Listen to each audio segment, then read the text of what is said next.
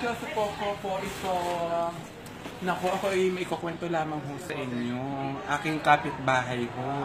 Na lagi ho akong ginagaya, nakikipagsabayan ho sa akin. Kung anong meron ho kasi meron din ho siya. Inggit na inggit. Gaya ho noon, ako ay bumili ng TV. Ay bumili rin ho ng TV. Sabi ko, bakit ito kung anong meron ako, lagi akong ginagaya. Bumili ako ng sopa. Aba, nakita ko isang araw, inabili din ng sopa.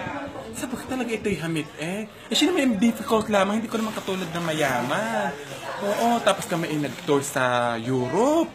Aba, nag-tour din siya. Basta kung ano meron ako, lagi akong ginagaya.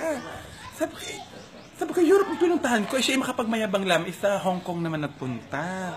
Tapos ito nga, bumili ako ng sports car. Oo, bumili ako ng sports car. Sabi ko, siguro itong kapitbahay ko, ito ako'y gagayanin.